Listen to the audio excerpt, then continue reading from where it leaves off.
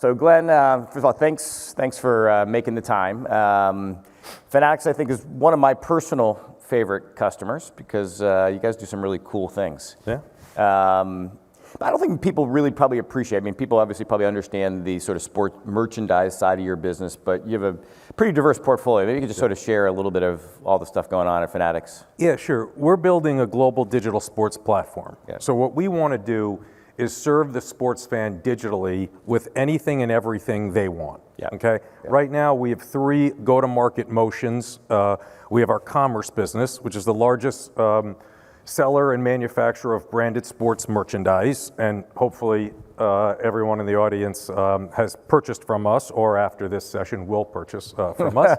So if you want, an NFL, MLB, and one tier of NBA jerseys, you've purchased it from us, and we have a lot of exclusive rights. So again, if you've purchased a piece of branded sports merch, we've probably been at some point of that value chain. Our second business is collectibles business, which is by and large trading cards, which is actually a much larger and bigger business than most people think. And collectibles have been, entertaining, people around the world. Actually, since the first collectible was put inside a cigarette, a pack of cigarettes, way back in the 1800s. Now, obviously, it's evolved, and we purchased Topps, which is one of the bigger players there. And our third business is online sports and iGaming. Yeah. And that was a pure startup, which we decided to found based on the structural advantages embedded in those 2 businesses. We have an app that brings it all together, which again, I'd ask all you to download. And you could have, free-to-play games. You could check your scores of your favorite teams. You could have on-ramps to our businesses. You could even buy tickets through a partnership with Ticketmaster. Amazing. So that's what we're doing, is building a global digital sports platform. Yeah, maybe a lot of the people are in this sort of metro New York area here. We were talking backstage about this big event you got coming up in June. Maybe do a little infomercial on that. Oh my gosh, this will be like the 3rd infomercial I've done, so thank you. I'm gonna get some free gear out of this, I think. I'm with you. Fanatics Fest. We bring together a celebration of sport. Last year in the Javits Center, we had 75,000 people. This year, we're going to have 100,000 people. There's never one full celebration of sports. So we'll have all the leagues there. We'll have 200 athletes there. We'll have trading card pits to trade cards. We'll have panels like this one, which with people much more funny and good looking and more accomplished than you and I. Yes. All day. All day for 3 days. Yeah. So really, it's Fanatics Fest. It's going to be a whole heap of fun. I think it's Friday, June 20th, 21st, 22nd. Again, please join. But a real celebration of sport. Yeah, that sounds exciting.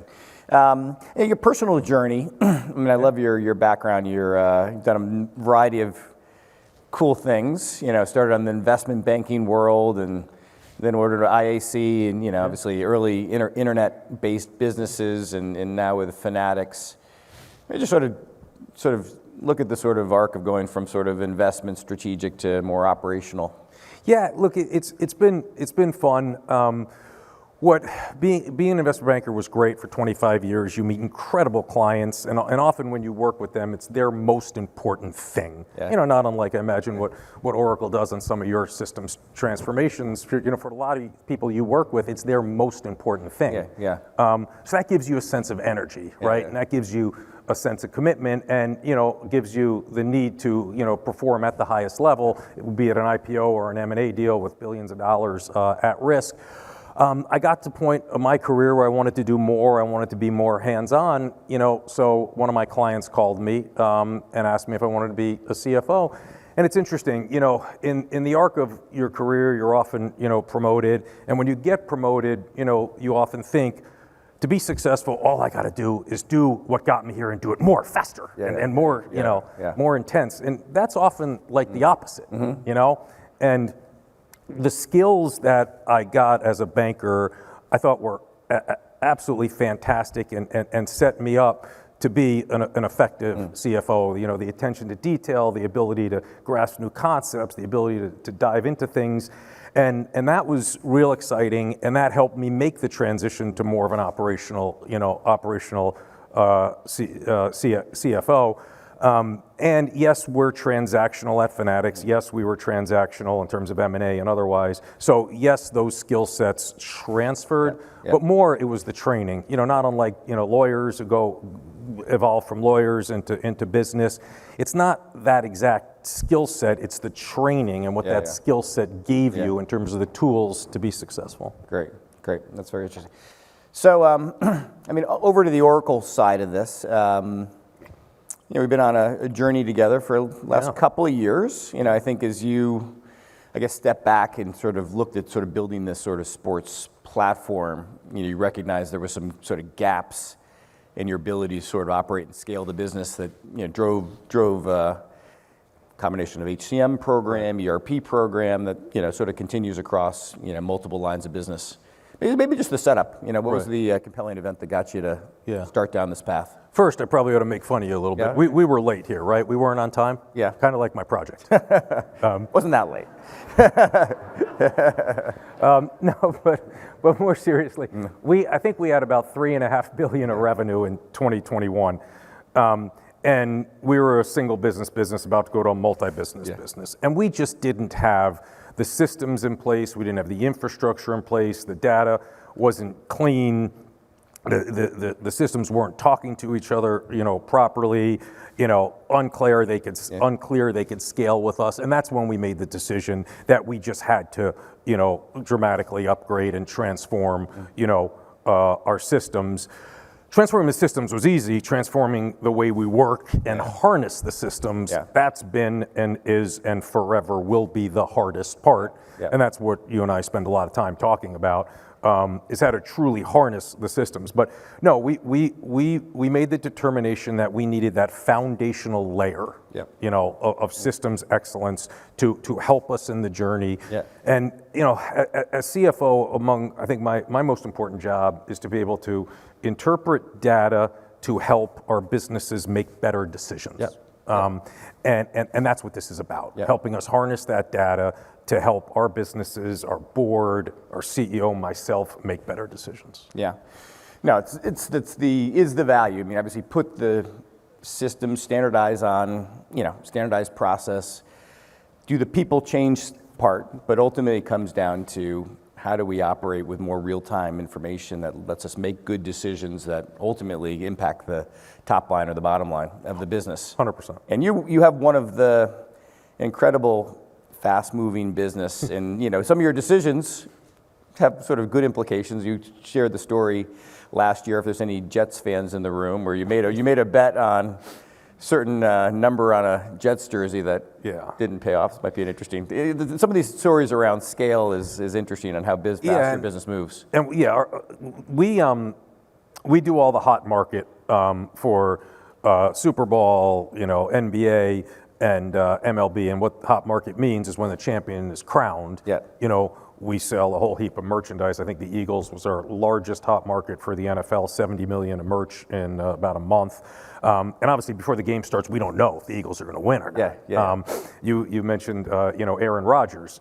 Once he got traded to a big market jet to New York, we're like, wow, this is great. We're going to sell a whole heap of jerseys.